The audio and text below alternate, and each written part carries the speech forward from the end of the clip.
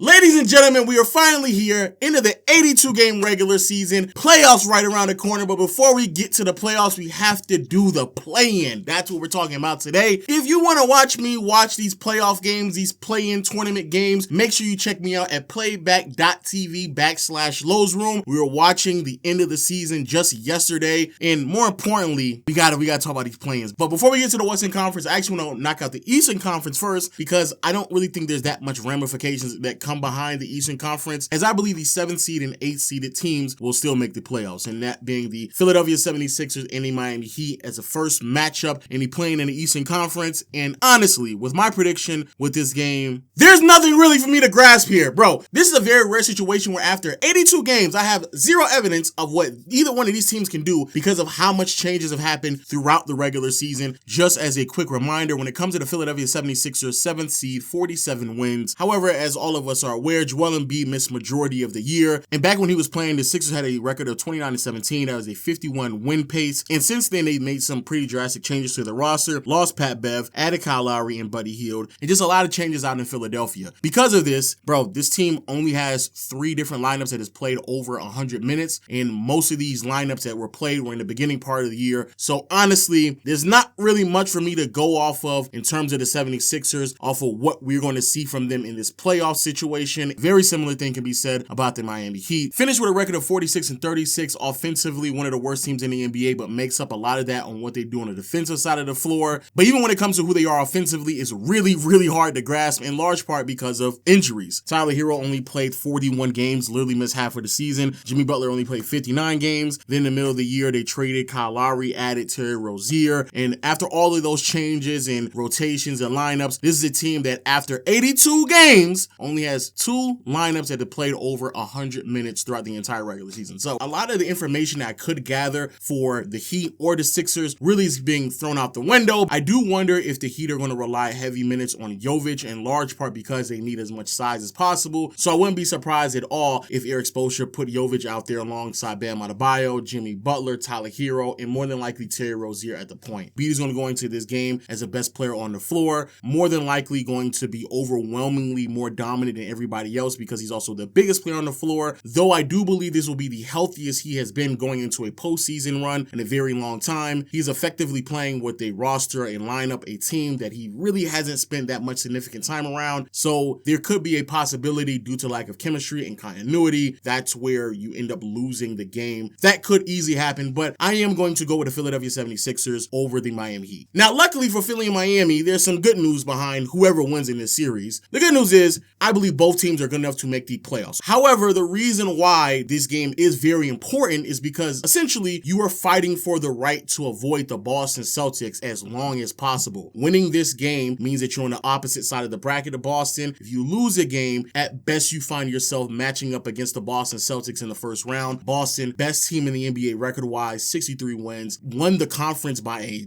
very wide margin, and I do believe should be favored against really any team in the NBA. I do believe if you are Miami and Philly, that's what you're really fighting for, not necessarily a spot in the playoffs, because I do believe both of these teams can beat the other 2 teams on the other side of the bracket. Speaking of which, we have the Atlanta Hawks and the Chicago Bulls. I'm gonna be honest with y'all, I don't really care.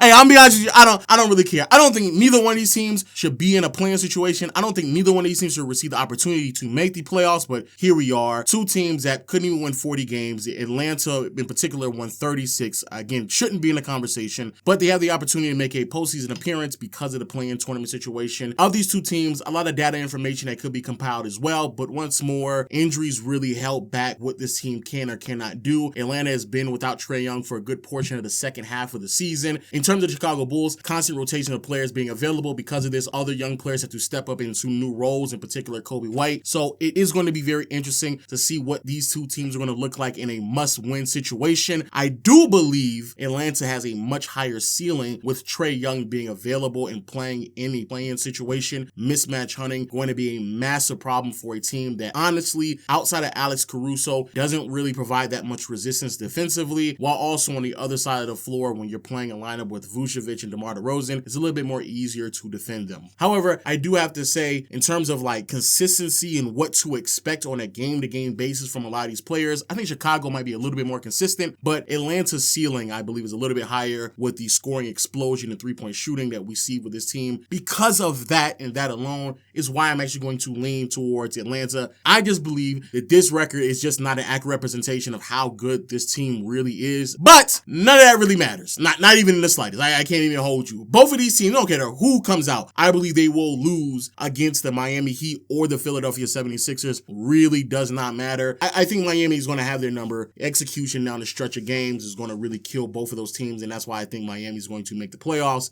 as the 8th seeded team. And of course, that's theater, man, because we get to see the Miami Heat versus the Boston Celtics in the first round. I like that. On to the Western Conference. Now, this is where things get a little bit more interesting because I do believe the Western Conference are a bit more steep. I'm going to say this before we get too deep into this. Adam Silver, get rid of conferences, okay? We have not 8, not 9, but 10 teams that finish a season with more than 45 wins in the Western Conference. We are talking about a conference that the 7th seed, New Orleans Pelicans, was 1 game away from winning 50 games. The 7th seed in the Western Conference, who's fighting for a playoff spot in the play-in, would have home court advantage in the East. Remove the conferences. It makes no sense. But nevertheless, here we are. Our first matchup, the New Orleans Pelicans and the Los Angeles Lakers. This is going to be very easy for me, not just because I'm a Laker fan, but even my bias aside, we literally just saw this matchup in the last game of the season, and I do believe a lot of things are going to transpire very similar to what we saw in this game. Now, yes, the Lakers did win pretty handily in the matchup last night, 124-108, but in terms of what a lot of players did last night, I don't really see how they can do even better. CJ McCollum went out there, gave you 25 points, shot great from the field and from behind the arc. Herb Jones gave you 18 points, shot great from the field and behind the arc. Trey Murphy, Jose Alvarado, Larry Nance Jr., they all gave you great production as well. I can see how Brandon Ingram gets things going a little bit more. First game back in quite a while, so he played less than 24 minutes. Hopefully he'll be able to ramp it up a little bit more for a must-win situation, so we'll see that, and he may produce more than 13 points.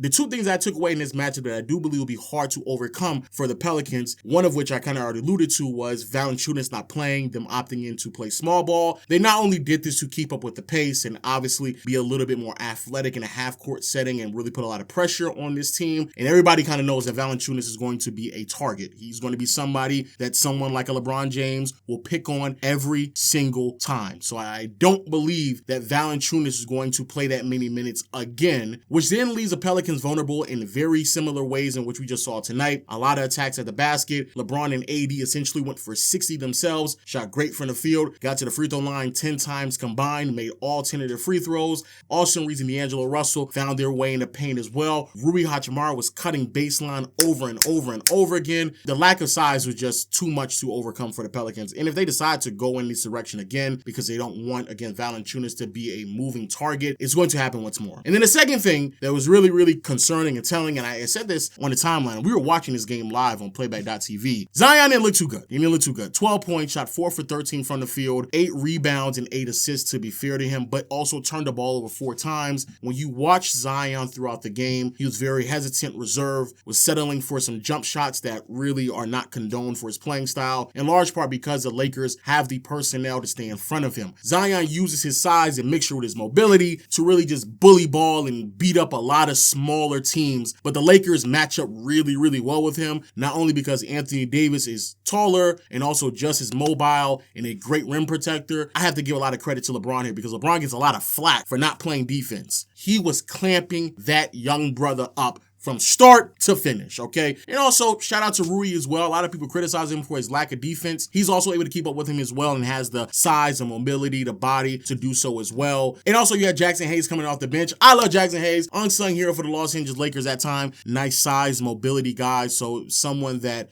Zion just can't out-athleticize his way to the basket. Just cannot happen. So, but I do believe it's a really, really bad matchup for them against the Lakers. That's the reason why I think the Lakers are going to move on to the 7th seed and and the Pelicans are going to go down to the loser bracket. To us Laker fans, sorry to tell you, bittersweet news, we're going to make the playoffs, but that does mean that we have to match up with the Denver Nuggets in the first round. It's a bittersweet result for a Laker team that has been trying to battle back into relevancy after a really slow start, dealing with injuries, and an incompetent coach that decided to play players who should not be playing more than 25 minutes on a night-to-night basis. But hey, we'll talk about that when we get to that point of the season. Now, moving on to the other side of the bracket, we have the Sacramento Kings and the Golden State Warriors. The Warriors decided to punt essentially the seeding in the last game of the year. They decided to not play Curry nor Draymond. They decided to just allow whatever's going to happen is going to happen. And effectively, that's how it ended up happening. Ended up with the 10th seed, and now they're going into a must-win situation without home court advantage, which is really, really scary. If there is one team that you do not want to face in a play-in situation, a must-win situation, it is Sacramento, especially when Sacramento is at home. Now, to be fair to the Warriors, Sacramento is not 100% healthy. Not having Malik Monk, not having Herter is certainly going to hurt them. Giving a lot more minutes to Ellis and Mitchell, and having De'Aaron Fox handle way more of that offense, especially with Sabonis out there not providing the greatest floor spacing that you want somebody to provide. The offense can be a bit predictable. So in a normal situation, I would actually pick the Sacramento Kings pretty handedly, but I have to say this, I'm going to put respect on the Golden State Warriors. I think they're going to actually win this game. I think the size of Wiggins being a point of attack defender will overwhelm De'Aaron Fox, have him struggle a little bit more. Demontis Sabonis matching up with someone like Draymond, who is effectively the same height, size, stature as him, so he's not going to have as much of an advantage he has over bigger bigs who are a bit slower and lumbering. He can use his craftiness to kind of get around them. Doesn't really have that with Draymond, who can defend in space and keep up with him. And also, I do like GP2 as a defender as well. Then you have Kuminga, who's also showing a lot of growth and maturity. The lack of interior presence means that Kuminga should be able to get into the basket a little bit more frequently than he normally does. TJD, B-Pods, a lot of young players on that Warriors team that has really shown a lot of growth and progression in the latter half of the season. And while doing so, Sacramento Kings, again, missing some very pivotal pieces. So I am going to lean towards Warriors, but hey, let's be clear. Keegan Murray get hot. Trey Lyles get hot. Harrison Barnes get hot. That's a team that I do believe has a much higher ceiling than a lot of other teams in this play-in situation. It's going to be hard to keep up with them. If the Kings do lose, to all you King fans out there, I told you this was going to happen. You traded a fringe All-NBA caliber player, Tyrese Halliburton. You traded him, and you basically got one first-round exit. I told you that was going to happen.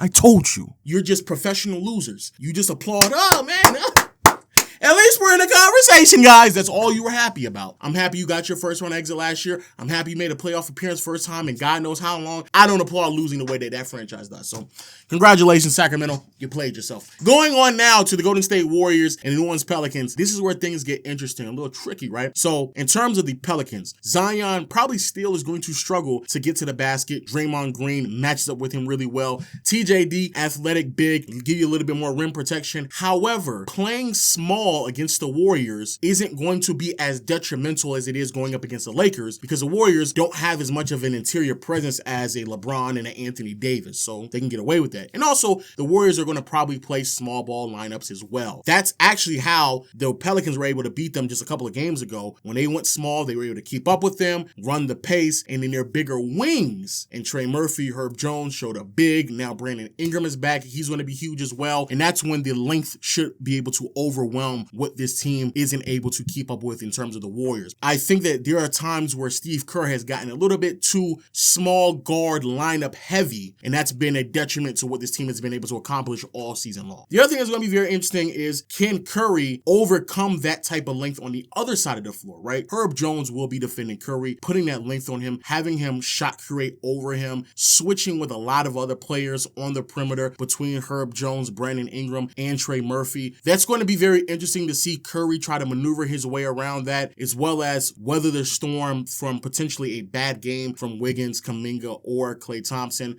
I do believe the Pelicans are going to win that game. I think the Pelicans are going to go on, be the 8th seeded team, match up against OKC, and I do believe that this will officially put the nail in the coffin for the dynasty that is the Golden State Warriors. Bill, let me know your thoughts in the comment section below. Who do you think is going to win the play-in tournament? Who do you think is going to get the 7th and 8th seed in the Eastern Western Conference? If you want to watch those games live with me I'm live on playback.tv/Lowe's Room all postseason long. Go check me out over there. I will be giving my playoff predictions as soon as we figure out who makes the playoffs, figure out if I'm right or wrong. So as always, hit the subscribe button, notification bell for more daily NBA content on this channel. Until next time, I'll see you all later. Peace.